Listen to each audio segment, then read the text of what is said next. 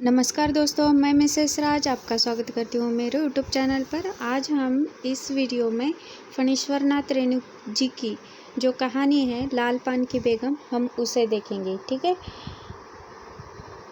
क्यों बिरजू की माँ नाच देखने नहीं जाएगी क्या? बिरजू की माँ शकरकंद उबाल कर बैठी मन ही मन कूद रही थी।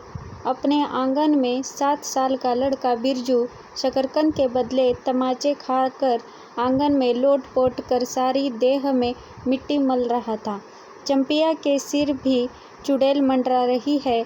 आधे आंगन धूप रहते जो गई है सोहान की दुकान छोआ गुड़ लाने, सो अभी तक नहीं लौटी। दिया बाती की बेला हो गई, आए आज लौट के जरा। बागड़ बकरे की देह में कुकुरमाछी लगी थी, इसलिए बेचारा बागड़ रह रह कर कूद फांद कर रहा था। बिरजू की माँ बागड़ पर मन का गुस्सा उतारने का बहाना ढूंढ कर निकाल चुकी थी। पिछवाड़े की मिर्च की फूली गाछ बागड़ के सिवा और किसी ने कलेवा किया होगा। बागड़ को मारने के लिए वह मिट्टी का छोटा ढेला उठा चुकी थी कि पड़ोसिन मखनी फुआ की पुकार सुनाई पड़ी। क्यों बिरजू की माँ नाच देखने नहीं जाएगी क्या? बिरजू की माँ के आगे नाथ और पीछे पगहिया न हो तब न फुआ। गरम गुस्से में बुझी नुकीली बात फुआ की देह में धस गई और बिरजू के माँ ने हाथ के ढेले को पास ही फेंक दिया। बेचारे बागड़ को कुकुरमाछी परेशान कर रही है। आहा, आय आय, हर आय आय। बिरजू ने लेटे बागड़ को एक डंडा लगा दिया। बिरजू की माँ की इच्छा हुई कि जाकर उसी डंडे से बिरजू का भूत भगा दे, किंतु नीम के पास खड़ी पनभरनियों की खिलखिलाहट सुनकर रुक गई। बोली, ठहर, तेरे बप्पा ने बड़ा हथछुट्टा बना दिया है तुझे। बड़ा हाथ चलता है लोगों पर। ठहर। मखनी फुआ नीम के पास झुकी, कमर से घड़ा उतार कर पानी भर कर लौटती पनभरनियों में बिरजू की माँ की बहकी हुई बात का इंसाफ कर रही थी। जरा देखो तो इस बिरजू की माँ को 4 मन पाट जूट का पैसा क्या हुआ है? धरती पर पाँव ही नहीं पड़ते। इंसाफ करो।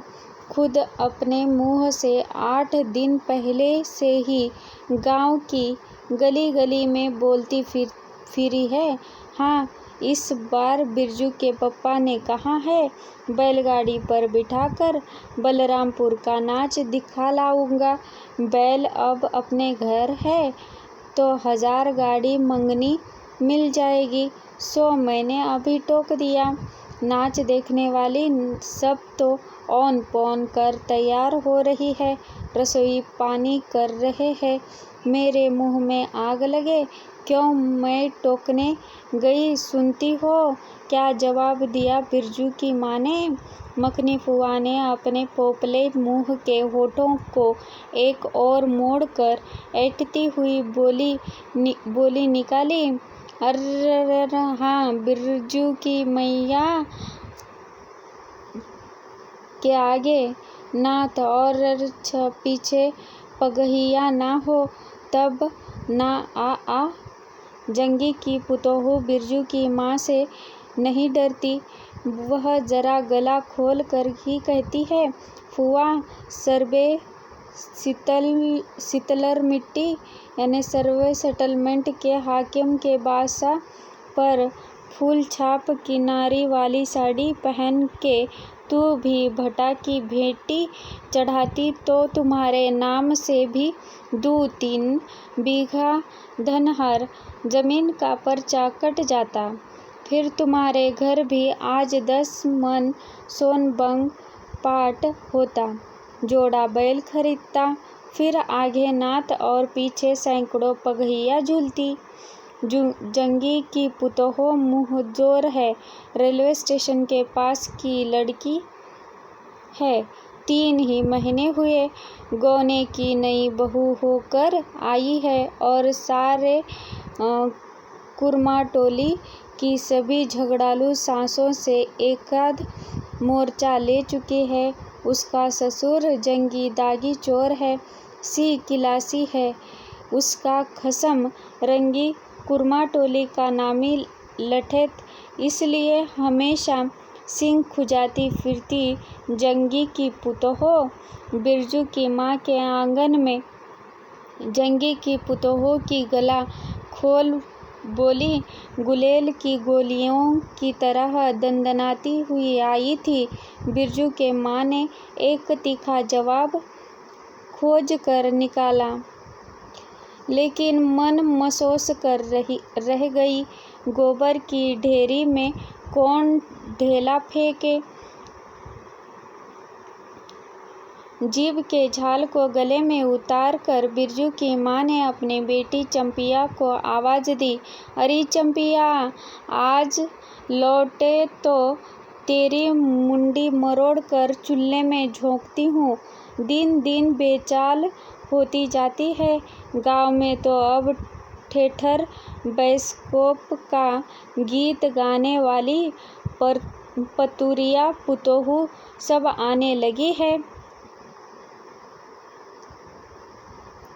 कहीं बैठ के बाजे न मुरलिया सीख रही होगी हरजाई।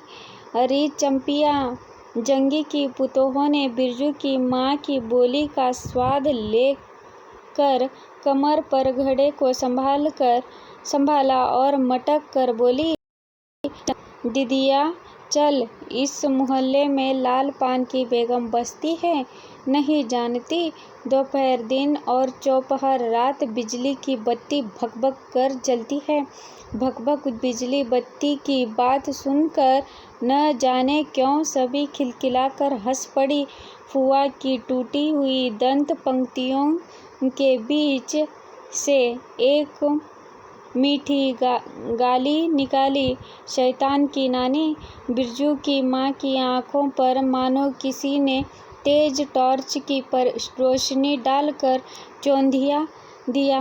भकभक बिजली बत्ती 3 साल पहले सर्वे कैंप के बाद गांव की जलनडाही औरतों ने एक कहानी गढ़ के फैलाई थी। चंपिया की माँ के आंगन में रात भर बिजली बत्ती भुकभुकाती थी।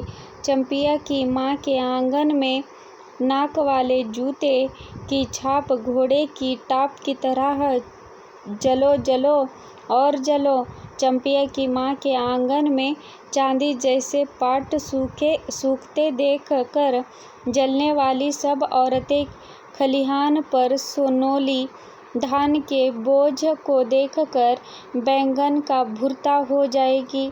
मिट्टी के बर्तन से टपकते हुए छोवा गुड़ को उंगलियों से चाटती हुई चंपिया आई और माँ के तमाचे खाकर चीख पड़ी, मुझे क्यों मारती है ये?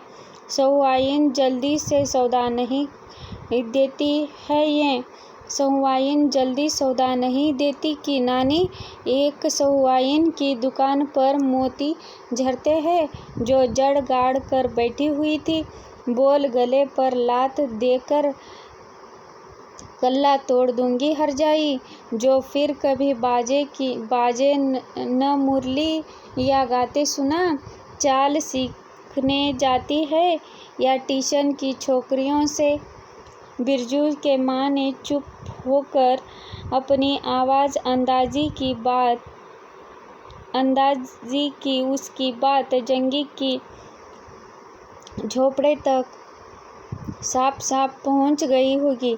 बिरजू की बीती हुई बातों को भूल कर उठ खड़ा हुआ था और धूल झाड़ते हुए बर्तन से टपकते गुड़ को ललचाई निगाहों से देखने लगा था। दीदी के साथ वह भी दुकान जाता तो दीदी उसे भी गुड़ चटाती जरूर। वह शकरकंद के लोभ में रहा और आंगन मांगने पर माँ ने शकरकंद के बदले ए मैया, 1 अंगुली गुड़ दे दे। बिरजू ने तलहटी फैलाई।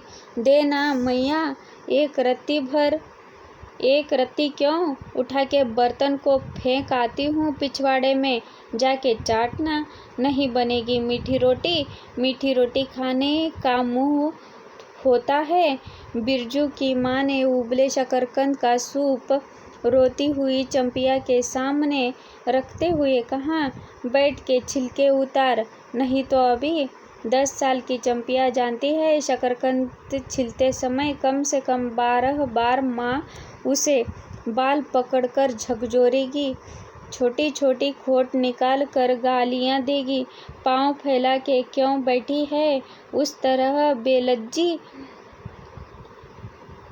चंपिया माँ के गुस्से को जानती है। बिरजू ने इस मौके पर थोड़ी सी खुशामद करके देखा, मैया, मैं भी बैठकर शकरकंद छिलूं? नहीं, माँ ने झिड़की दी। 1 शकरकंद छिलेगा और 3 पेट में। जाके सिद्धू की बहू से कहो 1 घंटे के लिए कढ़ाई मांग कर ले गई तो फिर लौटाने का नाम नहीं। जा जल्दी। मुंह लटकाकर आंगन से निकलते निकलते बिरजू ने शकरकंद और गुड़ पर निगाहें दौड़ाई। चंपिया ने अपने झबरे केश की ओट से माँ की ओर देखा और नज़र बचाकर चुपके से बिरजू की ओर 1 शकरकंद फेंक दिया। बिरजू भागा। सूरज भगवान डूब गए। दिया बत्ती की बेला हो गई। अभी तक गाड़ी। चंपिया बीच में ही बोल उठी, कोयरी टोले में किसी ने गाड़ी नहीं दी मैया। बप्पा बोले, माँ से कहना सब ठीक ठाक करके तैयार रहे। मलदहिया टोली के मियाँजान की गाड़ी लाने जा रहा हूँ। सुनते ही बिरजू की माँ का चेहरा उतर गया। लगा छाते की कमानी उतर गई घोड़े से अचानक। कोयरी टोले में किसी ने गाड़ी मंगनी नहीं दी, तब मिल चुकी गाड़ी। जब अपने गांव के लोगों की आँख में पानी नहीं तो मलदहिया टोली के मियाँजान की गाड़ी का क्या भरोसा? न 3 में न 13 में। क्या होगा? शकरकंद छील कर रख दे उठा के। यह मर्द नाच दिखाएगा। बैलगाड़ी पर चढ़कर नाच दिखाने ले जाएगा। चढ़ चुकी बैलगाड़ी पर, देख चुकी जी भर नाच। पैदल जाने वाली सब पहुंचकर पुरानी हो चुकी होंगी। बिरजू छोटी कड़ाही सिर पर औंधा कर वापस आया। देख दीदिया, मलेटरी टोपी। इस पर 10 लाठी मारने पर भी कुछ नहीं होता। चंपिया चुपचाप बैठी रही, कुछ बोली नहीं, जरा सी मुस्कुराई भी नहीं। बिरजू ने समझ लिया मैया का गुस्सा अभी उतरा नहीं है पूरी तौर से। मढ़ैया के अंदर से बागड़ को बाहर भगाती हुई बिरजू की माँ बड़बड़ाई, कल ही पंचकौड़ी कसाई के हवाले करती हूँ। राक्षस तुझे हर चीज में मुंह लगाएगा। चंपिया बांध दे बागड़ को, खोल दे गले की घंटी। हमेशा टुनुर टुनुर मुझे जरा नहीं सुहाता है। टुनुर टुनुर सुनते ही बिरजू को सड़क से जाती हुई बैलगाड़ियों की याद हो आई। अभी बबुआन टोले की गाड़ियां नाच देखने जा रही थी। झुनुर झुनुर बैल की झुमकी तुमने सुनी? बेसी बक बक मत करो। बागड़ के गले से झुमकी खोलती बोली चंपिया डाल दे चूल्हे में पानी। बप्पा आवे तो कहना कि अपने उड़न जहाज पर चढ़कर नाच देख आए। मुझे नाच देखने का शौक नहीं है। मुझे जगइयो मत कोई, मेरा हाथ दुख रहा है। मढ़ैया के ओसरे पर बिरजू ने फिसफिसा के पूछा, क्यों दीदिया, नाच ने उड़न जहाज भी उड़ेगा? चटाई पर कथरी ओढ़कर बैठती हुई चंपिया ने बिरजू को चुपचाप अपने पास बैठने का इशारा किया। मुफ्त में मार खाएगा बेचारा। बिरजू ने बहन की कतरी में हिस्सा बांटते हुए चूकी मुक्की लगाई। जाड़े के समय इस तरह घुटने पर टुड्डी रख कर चुक्की मिक्की लगाना सीख चुका है वह। उसने चंपिया के कान के पास मुंह ले जाकर कहा, हम लोग नाच देखने नहीं जाएंगे। गांव में एक पंछी भी नहीं है, सब चले गए। चंपिया को तिल भर भी भरोसा नहीं। संझा तारा डूब रहा है। बप्पा अभी तक गाड़ी लेकर नहीं लौटे। 1 महीना पहले से ही मैया कहती थी बलरामपुर के नाच के दिन मीठी रोटी बनेगी, चंपिया छीट की साड़ी पहनेगी, बिरजू पैंट पहनेगा। बैलगाड़ी पर चढ़कर चंपिया की भीगी पलकों पर एक बूंद आंसू आ गया। बिरजू का भी दिल भर आया।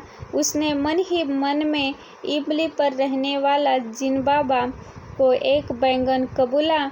गाछ का सबसे पहला बैंगन उसने खुद जिस पौधे का रोपा है।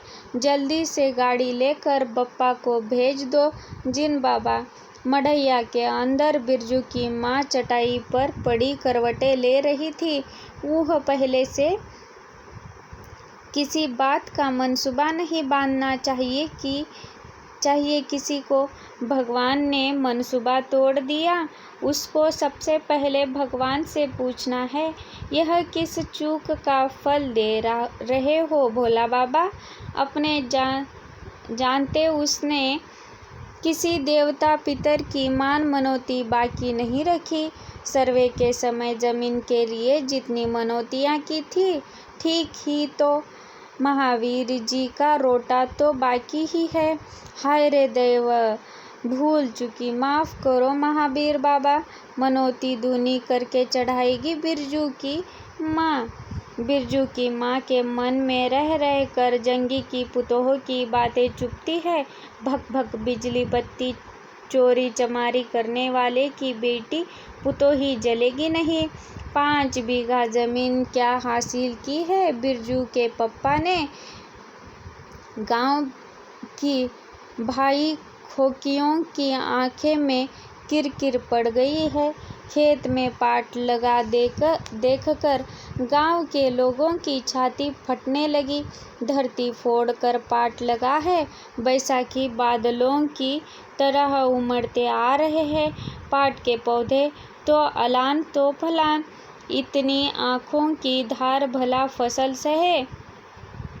जहाँ 15 मन पाट होने चाहिए, सिर्फ 10 मन पाट कांट पर तौल के ओजन हुआ भगत के यहाँ। इसमें जलने की क्या बात है भला। बिरजू के बप्पा ने तो पहले ही कुरमा टोली में के एक आदमी को समझा के कहा, जिंदगी भर मजदूरी करते रह जाओगे। सर्वे का समय हो रहा है। लाठी कड़ी करो तो 2-4 बीघे ज़मीन हासिल कर सकते हो। 100 गांव की किसी पुतखोकी का भतार सर्वे के समय बाबू साहेब के खिलाफ खांसा भी नहीं। बिरजू के बप्पा को काम कम सहना पड़ा है। बाबू साहेब गुस्से से सर्कस नाच के बाघ की तरह हुमड़ते हुए गए। उनका बड़ा बेटा घर में आग लगाने की धमकी देकर गया। आखिर बाबू साहेब ने अपने सबसे छोटे लड़के को भेजा। बिरजू की माँ को मौसी कहकर पुकारा। यह ज़मीन बाबूजी मेरे नाम से खरीदी थी। मेरी पढ़ाई लिखाई उसी ज़मीन की उपज से चलती है। और भी कितनी बातें। खूब मोहना जानता है। उतना जरा सा लड़का जमींदार का बेटा है कि। चंपिया, बिरजू सो गया क्या? यहाँ आ जा बिरजू, अंदर। तू भी आ जा चंपिया। भला आदमी आए तो एक बार आज। बिरजू के साथ चंपिया अंदर चली गई। ढिबरी बुझा दे। बप्पा बुलाए तो जवाब मत देना, खपची गिरा दे। भला आदमी रे भला आदमी, मुँह देखो जरा इस मर्द का। बिरजू की माँ दिन रात मज़ा न देती रहती तो ले चुके थे ज़मीन। रोज़ आकर माथा पकड़ के बैठ जाए, मुझे ज़मीन नहीं लेनी है। बिरजू की माँ मजूरी ही अच्छी जवाब देती थी। बिरजू की माँ खूब सोच समझ के छोड़ दो, जब तुम्हारा कलेजा ही स्थिर नहीं होता है तो क्या होगा, जोरू ज़मीन जोर के, नहीं तो किसी और के। बिरजू के बाप पर बहुत तेज़ी से गुस्सा चढ़ता ही जाता है। बिरजू की माँ का भाग ही खराब है, जो ऐसे गोबर गणेश घर वाला उसे मिला। कौन सा शौक मौज दिया है उसके मर्द ने, कोल्हू के बैल की तरह खट कर सारी उम्र काट दी इसके यहाँ। कभी 1 पैसे की जिलेबी भी लाकर दी है उसके खसम ने। पाट का दाम भगत के यहाँ से लेकर बाहर ही बाहर बैल हट्टा चले गए। बिरजू की माँ को एक बार नंबरी लोट देखने भी नहीं दिया आँख से। बैल खरीद लाए, उसी दिन से गांव में ढिंढोरा पिटने लगे। बिरजू की माँ इस बार बैलगाड़ी पर चढ़कर जाएगी नाच देखने, दूसरे की गाड़ी के भरोसे नाच दिखाएगा। अंत में उसे अपने आप पर क्रोध हो आया। वह खुद भी कुछ कम नहीं, उसकी जीभ में आग लगे। बैलगाड़ी पर चढ़कर नाच देखने की लालसा किसी कुसमय में उसके मुंह से निकली थी, भगवान जाने। फिर आज सुबह से दोपहर तक किसी न किसी बहाने उसे 18 बार बैलगाड़ी पर नाच देखने की चर्चा छेड़ी है। लोग खूब देखो नाच, कथरी के नीचे दुशाले का सपना। कल भोर पानी भरने के लिए जब जाएगी पतली जीभ वाली पतुरिया, सब हंसती जाएंगी, सभी जलते हैं उससे। हाँ भगवान। तो दोस्तों, फणीश्वर नाथ रेणु की जो यह कहानी है लाल पानी की बेगम, वो कम से कम 18 पेज के ऊपर की कहानी है। तो मैं चाहती हूँ कि इस पर 2 वीडियो बने। अब पहले वीडियो में हम आधी कहानी पढ़ चुके हैं और अगले वीडियो में बची हुई कहानी को पूरा करेंगे। तब तक के लिए धन्यवाद।